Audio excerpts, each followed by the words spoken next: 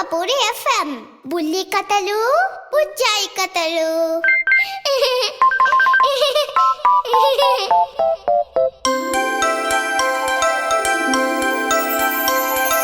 చిన్ని పిల్లలు చిన్నారి పిల్లలు ఆడి పాడి పచ్చని వేళ మంచి మాటలతో చక్కగా హలరించి బుల్లి కథ వింటారా ఈ వేళ. వింటాం సింహపూరి ఎఫ్ఎం బుల్లి కథలు బుజ్జాయి కథలు.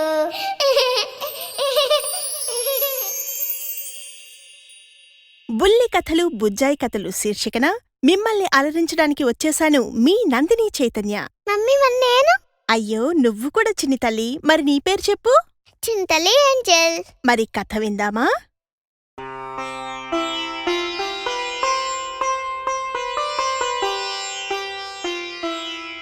చిన్ని తల్లి, నిన్నటి భాగంలో ముసలి దొంగ మిగిలిన దొంగలకు కోతి ముసలి కథ ఒకటుంది, అది చెబుతాను వింటారా అని అడిగాడు కదా. అవును మమ్మీ. మరి ఆ కథ ఏదో ఇప్పుడు విందామా? Okay mummy. పశ్చిమ దేశంలో ఓ సముద్ర తీరంలో ఓ అడవి ఉండేది. ఆ అడవిలో ఒక కోతి కూడా ఉండేది. దాని పేరు బలవర్ధనుడు. పేరుకే బలవర్ధనుడు కాని నిజానికి అతను చాలా బలహీనుడు, పైగా ముసలివాడు కూడా. ఆ ముసలితనం వల్లే అతని ఆస్తిని దాయాదులు దోచుకున్నారు, ఇంట్లో నుంచి వెళ్ళగొట్టారు. దాంతో బలవర్ధనుడు తపతీ నదీ తీరంలో ఓ మేడి చెట్టు మీద ఒంటరిగా కాలక్షేపం చేస్తూ ఉన్నాడు. ఎంతైనా కోతి బుద్ధి కదా, కాబట్టి మేడి చెట్టు మీదున్న పళ్ళన్నీ కోసి కిందకి అంటే నదిలోనికి ఒక్కొక్కటి విసరసాగాడు. పళ్ళు నీళ్లలో పడి ఠప్ ఠప్ అని శబ్దం చేస్తుంటే ఆనందంగా ఉంది అతనికి. ఆ నదిలో ఓ ముసలి కూడా ఉండేది. దాని పేరు క్రకచుడు.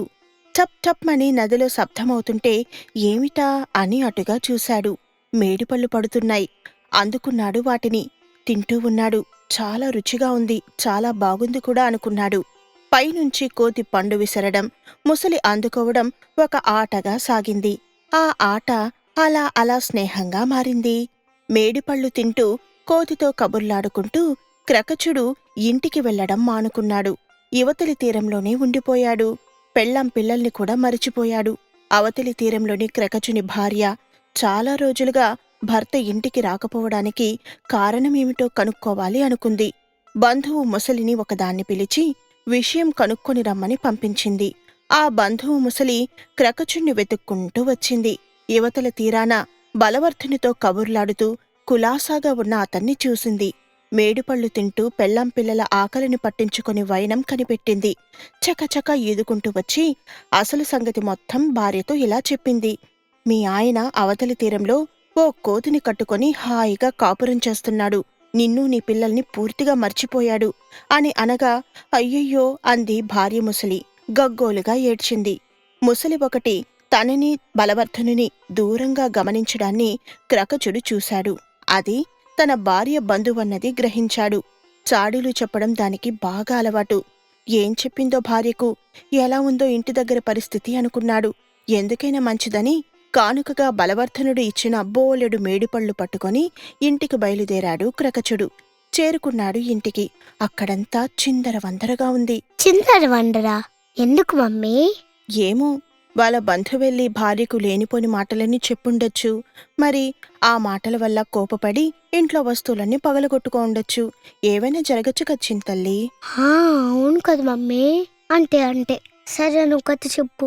అలా చిందరవందరగా పడి ఉన్న వాతావరణంలోకెళ్ళి తన భార్యను చూడగా భార్యకు జ్వరమట. కళ్ళు మూసుకుని పడుకుని ఉంది. మూలుగుతోంది.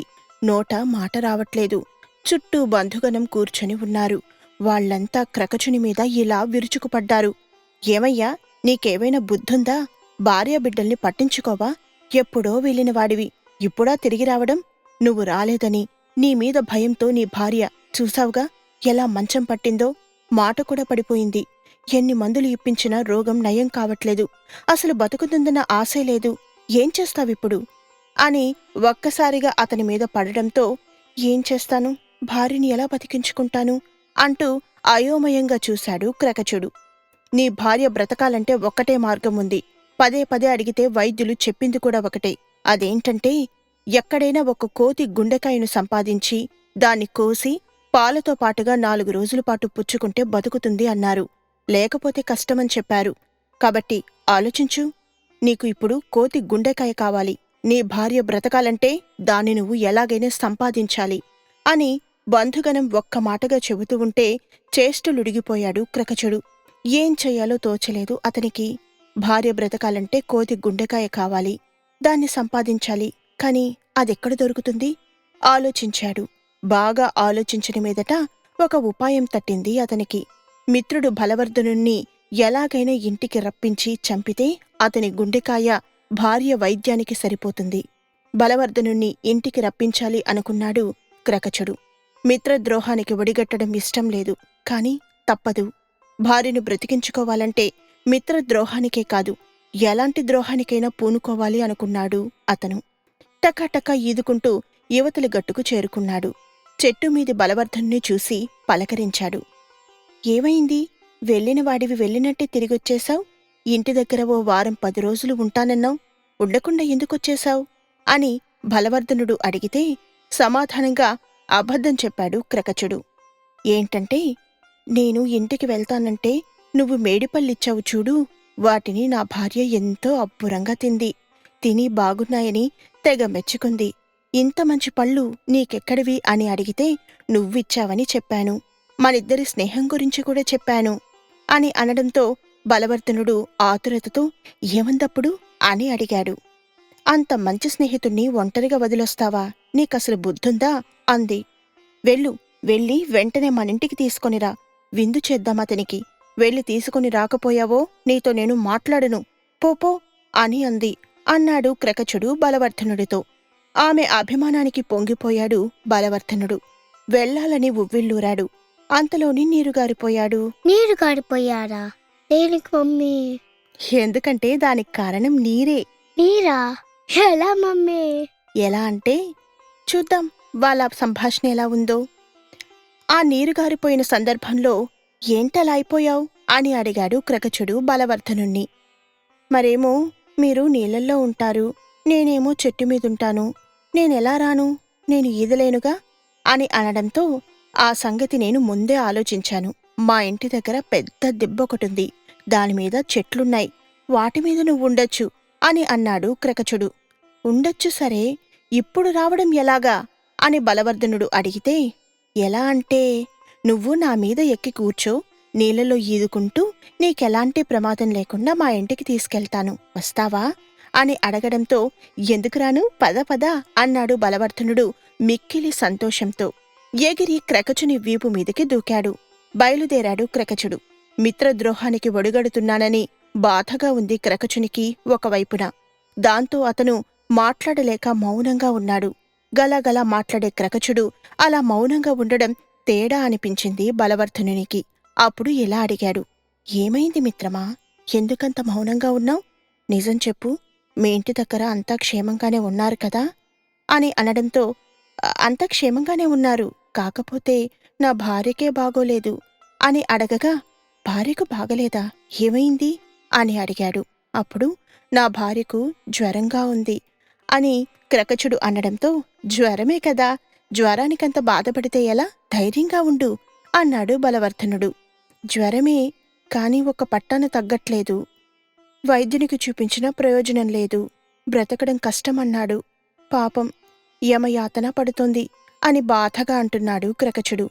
ఇలాంటి పరిస్థితుల్లో నాకు విందేంటయ్యా ఇంటికి తీసుకొనెళ్తున్నావు అని బలవర్ధనుడు అడగడంతో, నిన్ను ఇంటికి తీసుకెళ్తున్నది విందుకు కాదు అని తటపటాయిస్తూ ఉండగా, బలవర్ధనుడు అనుమానంతో మరి అని అడగగా, నా భార్య జ్వరం తగ్గాలంటే కోతి గుండెకాయ కావాలన్నాడు వైద్యుడు, దాన్ని 4 రోజుల పాటు పాలతో పుచ్చుకుంటే బతుకుతుంది అని చెప్పాడు అని తర్వాత ఇంకేదో చెప్పబోతున్నాడు క్రకచుడు.